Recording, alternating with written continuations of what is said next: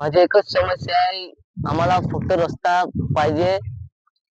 आम्हाला माझं एकच मत आहे आणि फक्त एखाद्याच्या अर्जन्सी म्हणजे एखादी बाई असेल काय म्हणजे मनुष्य असेल त्याचं काय झालं असेल अर्जन्सीमध्ये मग दवाखान्यात इकडून 4 किंवा 5 किलोमीटर आहे आणि किमान इकडून गाड्या सुद्धा येतात. मग तर त्यांचं काय होईल? त्यांचं काय होईल म्हणजे प्रत्येकी? ते माझं फक्त आणि आम्हाला फक्त रस्ता पाहिजे बस.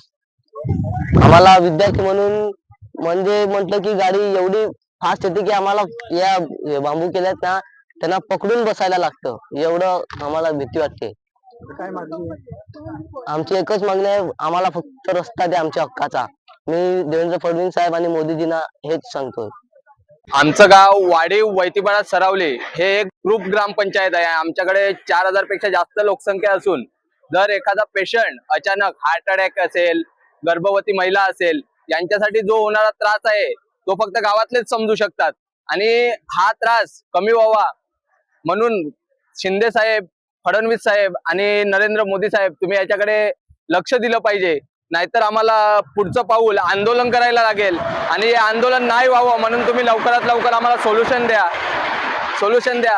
आज बघितलं गावातले कित्येक तरी युवा वर्ग इथे आलेला आहे कारण की त्यांना त्यांच्या फ्युचरची चिंता आहे, त्यांना त्यांच्या भविष्याची चिंता आहे म्हणून आज सर्व युवा वर्ग इथे जमा झालेला आहे। त्याला कारण एकच, कारण आम्हाला पर्यायी रस्ता पाहिजे म्हणून नरेंद्र मोदी साहेब असतील, फडणवीस साहेब असतील, नाहीतर आमचे खासदार सावरा साहेब असतील, डॉक्टर सावरा साहेब असतील, नाहीतर आमदार विलास तरे असतील, यांना कळकळीची विनंती आहे की आम्हाला लवकरात लवकर पर्यायी रस्ता तयार करून द्या। आम्हाला समस्या अशी आहे आम्हाला समस्या तर आमच्या गावासाठी खूप सारे, कारण की चारी बाजूनी वेढलेलं आमचं गाव आहे, पाण्याने चारी बाजूनी वेढलेलं आमचं गाव आहे वाडी वैतीपाडा सरावली। या ठिकाणी आम्हाला रोज वेगवेगळ्या समस्यांना तोंड द्यावं लागतं, परंतु सर्वात मोठी जी समस्या आहे ती आम्हाला आहे येण्या जाण्याचा पर्यायी रस्ता नसल्यामुळे ती आमच्यासाठी खूप मोठी समस्या बनलेली आहे। रोज आम्हाला या रेल्वे रुळावरून जीवघेणा प्रवास करावा लागतो। आमचा पोटापाण्याचा प्रश्न आहे, त्यामुळे आम्हाला वाडीव गावातून कोणी सफाळे विरार असेल, पालघर असेल या ठिकाणी स्वतःच्या पोटापाण्यासाठी जात असतो, परंतु त्यावेळेला जाताना आम्हाला ह्या रेल्वे रुळावरून प्रवास करून जावं लागतं आणि रोजच आम्हाला हा जीवघेणा प्रवास करावा लागतो। प्रशासनाकडे खूप वेळा मागणी केल्यानंतर देखील अजूनपर्यंत त्या पाठपुराव्याला आजपर्यंत यश आलेलं नाही। आमच्या वरिष्ठांनी देखील खूप सारे पाठपुरावे केले, परंतु ते पाठपुरावे मला तरी वाटते ते एखाद्या कोपऱ्यात पडलेले आहेत की काय, कारण की प्रशासन जे आहे ते आतापर्यंत भारताला स्वातंत्र्य मिळून 80 वर्ष झाली अजूनपर्यंत आमच्या गावावरती लक्ष दिलेलं नाहीये।